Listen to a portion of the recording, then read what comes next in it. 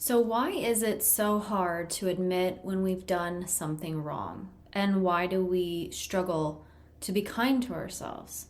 So, these are big questions we face as we go through life's ups and downs at work and our relationships.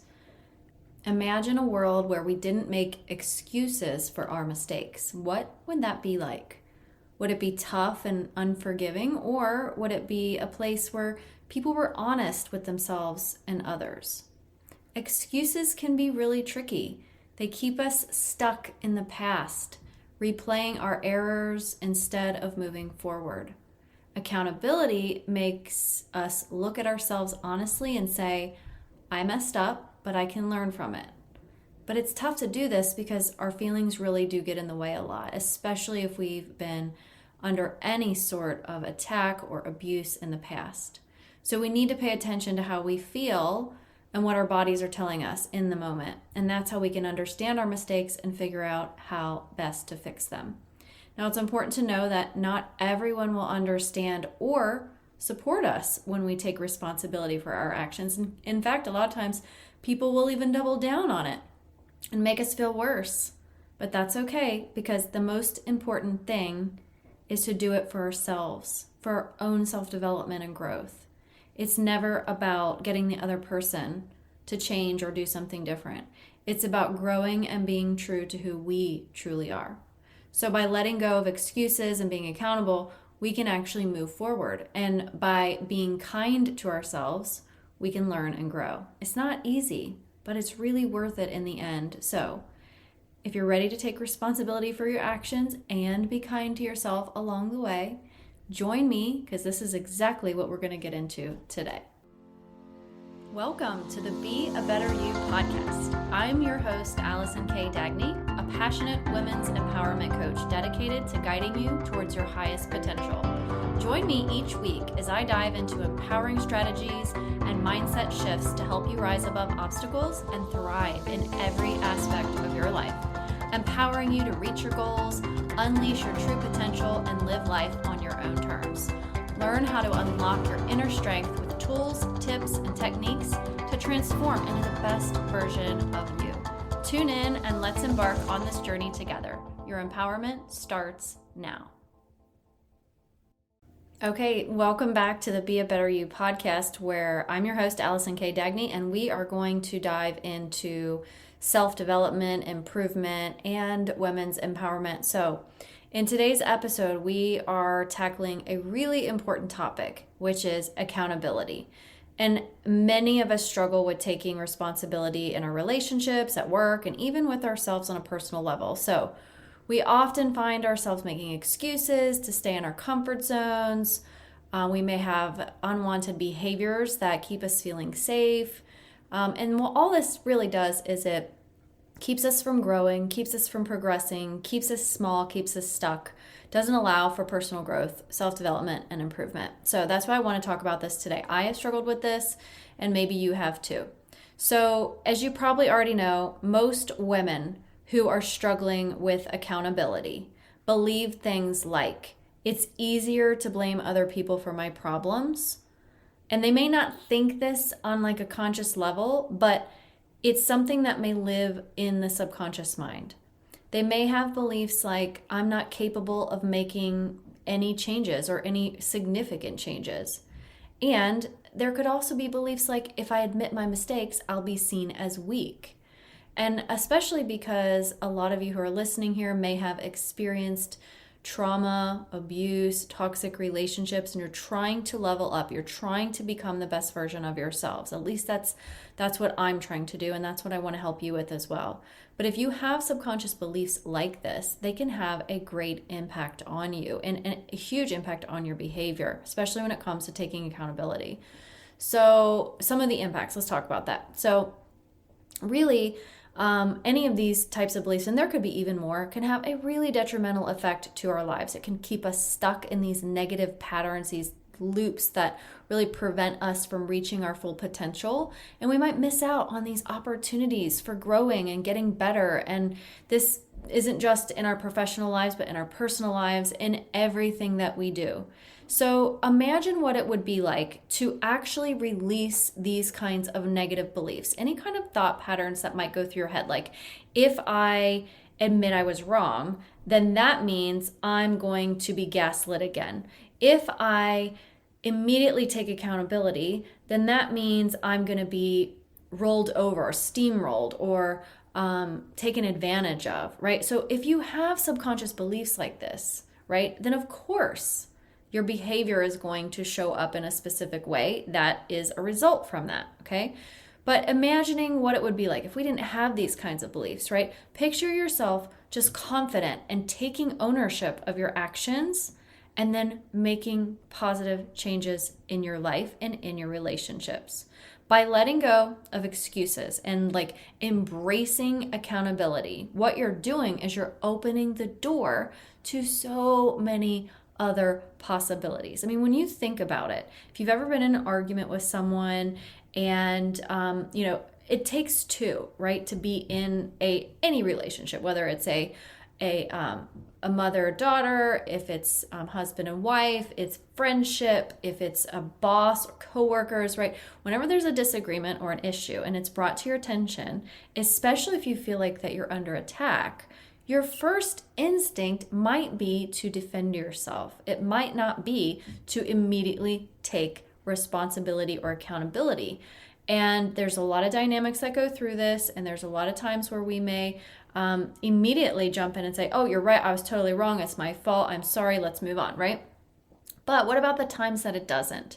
And why is that? And why aren't we able to do those things more naturally? Because we don't have the habits formed. That's the main thing I want to tell you. You don't have the habits formed, and those habits are formed in your brain on a neural pathway on a subconscious level. So what we want to do here is start to challenge some of these things, right? So like think about it in the terms of if you're in a conversation with someone and there are like shots fired, basically, right? There's like people making attacks, accusations, or whatever.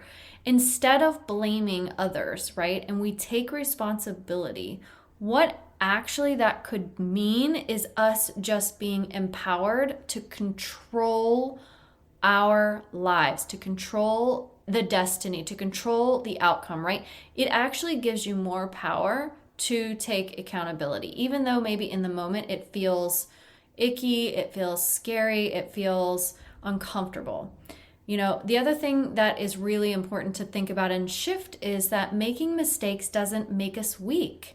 Right? Making mistakes doesn't mean there's something wrong with us. It just means we have an opportunity to grow and to learn and to get better, right? Now, you have to think about things like if somebody is making the same mistakes over and over and over again, at some point, maybe that's a choice. But there are habits that have to be considered here. People do things not for oftentimes, nefarious reasons. Some people do, but a lot of times it's because it's a subconscious belief that's creating an emotion, that's creating a behavior, right? And whatever that is almost always there just to keep you safe. Your brain wants you to be safe. This goes back, thousands and thousands of years to keep you alive. And so if anything threatens that to your mind, it's going to send off the alarms and do whatever it can to help you stay safe.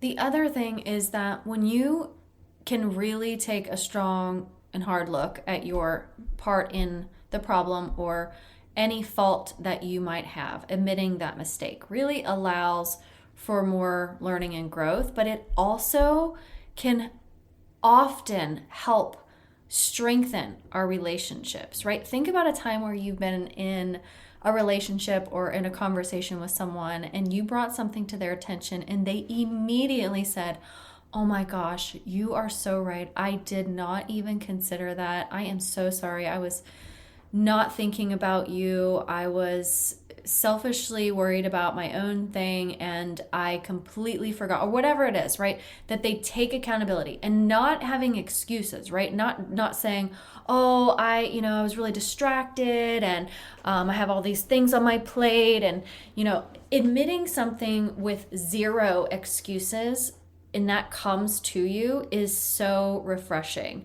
So if you've ever had someone do that, you know how that feels. It just almost like disarms the other person. So the thing is, you're not doing it just to disarm the other person. You're also doing it to personally develop new skills, right? So if this feels uncomfortable to you, right, even me talking about this, because like when I was working on this for myself, it's really, really uncomfortable because I literally remember telling myself, instead of getting defensive when I was approached with something that felt like I was, under attack, I was just going to be present in the moment and not think about the past and not think about the future.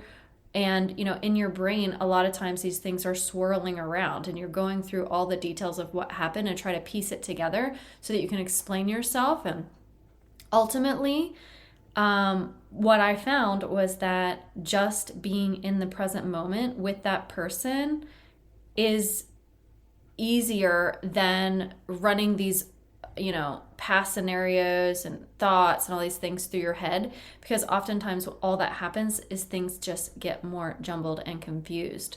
So staying present in the moment, and this takes practice, because for me, I was under fire a lot from my ex. So my immediate go-to was to build the walls. Like as soon as I felt like I was under attack, and I'm not even talking about something like a major attack, but a question like, did you do this or did you do that?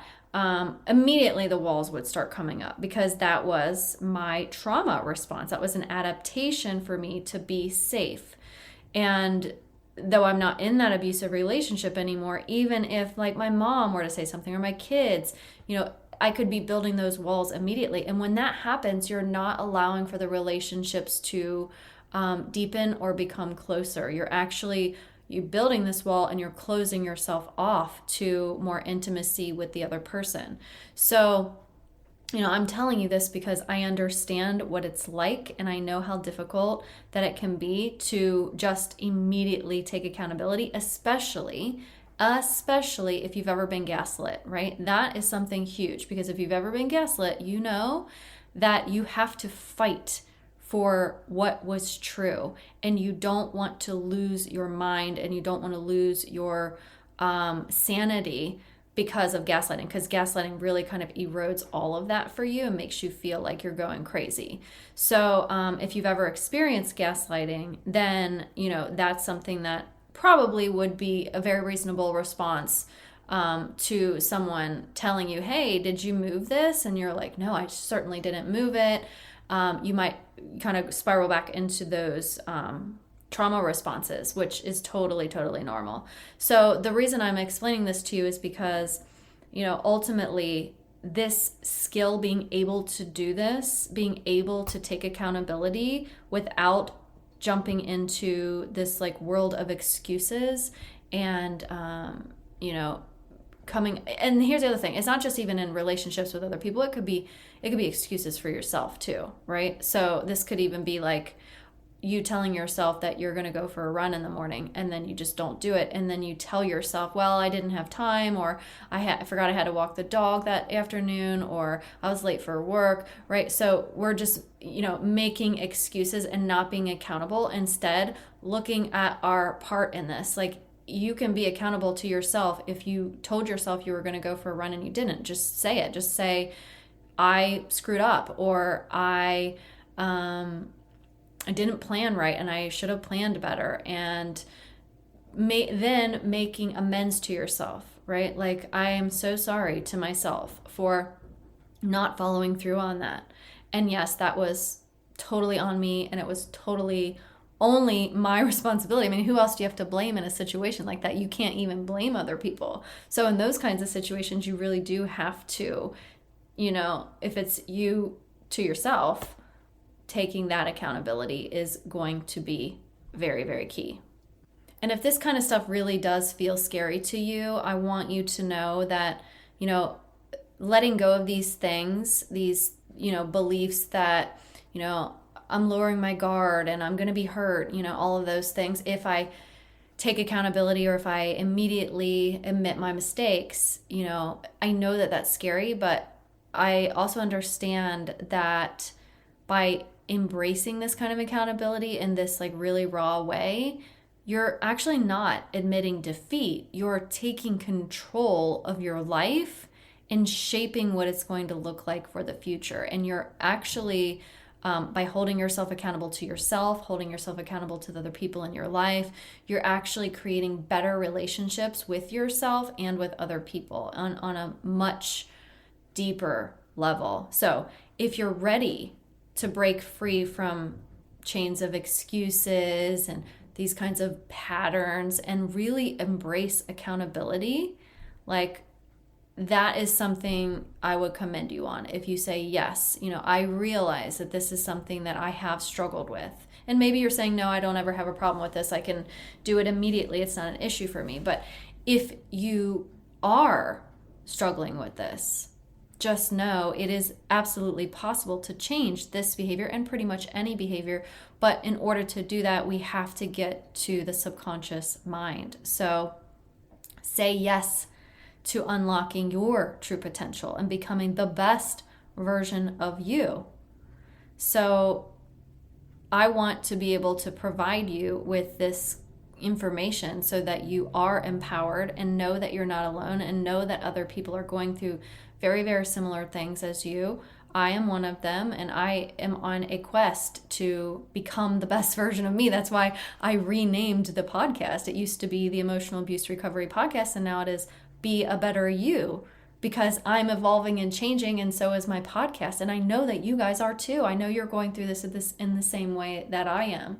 So there's one other thing, and I'm going to be very gentle when I deliver this, but when you are having difficulty taking accountability, and you want to shift the blame to other people immediately, like what I mean when this is like a first instinct knee-jerk kind of thing, right? Not something you've been practicing and you've honed in on. This is like, I'm talking about when it's a knee-jerk thing, right? Oftentimes, this can be a way to keep you in a cycle of victimhood, okay? So I know that if you're listening here, you do not want to be in that cycle of victimhood. And believe me, I understand because I have been there too. But by taking responsibility or accountability for your part in whatever it is that's happened, then really you are taking yourself out of victimhood. You are empowering yourself. If you're not a victim, you're in power. Now, I'm not saying that you can't be a victim of something. Anybody can be a victim of anything, right? But I'm talking specifically about maintaining victimhood and staying in that victim mode. And a really easy way that you can shift out of this is to ask yourself, what would you be leaving behind or losing if you were no longer that victim? And that's a really powerful question that I would encourage you to meditate on if you ever feel like that you are stuck in this mode where you need to immediately blame other people or other circumstances or outside things that are happening, is to ask yourself, well, what if I'm no longer that victim? Am I going to have to leave something behind, or is there something that's important to me that I would have to lose if I was no longer in this frame of mind? So again, I'm not going to take away victim from anyone if you were actually victimized. But the key here is were victimized, or if I was victimized. That was in the past. If you're no longer a victim, then that means we can be empowered to create positive changes. Okay, so I wanted to share a story about one of my clients who was in an emotionally abusive relationship. And during our time together in my coaching program, she had come to me because she was struggling with her new relationship. And she felt extremely defensive and almost like could snap at any moment when anyone would bring anything to her. This didn't have to be just in her new relationship, but it could be with other people in her life as well. And when we were working on it, some of the things that kept coming up were that if I admit that I was wrong, then the other person is going to always assume that I am wrong. And so this was a deeply ingrained belief for her. And there were many, many other beliefs too, right? Like, I'm going to get hurt. Or if I admit I was wrong, then that means that I have something wrong with me, or that I've done something wrong and I shouldn't be doing things wrong, right? Of course, we're not perfect. Nobody is perfect. Mistakes happen, okay? But when we started working on this, we ended up releasing these beliefs, and she did this repetitively over the course of the time that we were together, and worked on these things to help her release those emotions so that she didn't have to feel that way. And then what happened was, releasing those beliefs shifted her emotions, so she no longer was feeling fear, because fear was the big driver here. Fear was the big bad wolf that was in the room. So instead, she wasn't feeling that fear, and she was able to change her behavior. The behaviors changed as a result of not having that fear, because when you have emotions like confidence and positivity, then you are not going to be operating in the same way, right? You're not going to be leading with the same kinds of behaviors, because those emotions aren't going to be in the way anymore. Things like fear or guilt, shame, or whatever that might be, that actually shapes your behavior. So the work that I do is help people remove the unwanted emotions that are driving the behavior. But the only way to do that is to get to the subconscious mind, because the subconscious mind is running 95% of the show. That is what is in control. The thing is, you can change the things that are in the subconscious mind. You can shift those neuropathways and the beliefs that are creating the emotions, and the emotions then drive the behavior. So this is something that anybody can do. This isn't something that is really that difficult to do. It's just a matter of awareness and being present, like really sinking into the present moment when you do feel these things come up, and you do want to either put up walls or argue, fight, or like blame other people even. So for my client, shifting these things just dramatically changed the dynamic of her relationships, and it made her be able to show up in a much different way, because she was no longer leading with these feelings of fear, right? Even leading with fear can create a lot of cloudiness in your mind where you can't think clearly, or maybe you are pulling yourself back to the past or worried about the future or whatever. Whereas when you shift these things, you can just be present, and then you can just allow these things to happen, and without being fearful, take that accountability. So again, this is just all about unlocking your true potential. This is all about stepping into who you are, who you were meant to be, and the best version of you, the highest version of you. So if you want to do that, if you are like, yes, I want to be better, I want to be the best version of me, I want people to admire me and be like, wow, how are you able to do this? Like, this is the kind of thing that I can help you with. And if you are ready to take that next step, or even if you just want to talk about it and learn about it and see if this would be a good fit for you, then I would love to invite you to fill out an application to work with me one-on-one. You can grab that from the show notes. And all you have to do is fill out the form. I will look it over and determine if this would be the right fit for you based on the answers to your questions. And if so, then we'll get on a call, and then we'll chat about it, and I'll tell you all about the program, all the things that I do, and see if it's something that you want to do. I don't ever do hard sales, because I came from an emotionally abusive relationship where I was coerced and everything was very pushy and controlling. So that just gives me major ick. I don't ever do that to anyone. So if you are interested and you do want to just think about it more, talk about it more, I'm totally fine having that conversation with you. And then I'll just leave it at that. I'm never going to like spam you and beg you to be working with me, because I know how powerful this work is.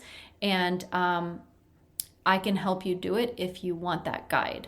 So message me on Instagram or on Facebook, or go online at the link in the show notes and fill out the application, and then I'll reach out to you within 48 hours. So I hope this has been helpful for you. I hope this has maybe even opened your eyes a little bit to some different behaviors that you could be struggling with, and maybe take a look at, right? Because self-awareness is important, and we can't change anything unless we are aware of it. So thanks for joining me today, and I will talk to you next week.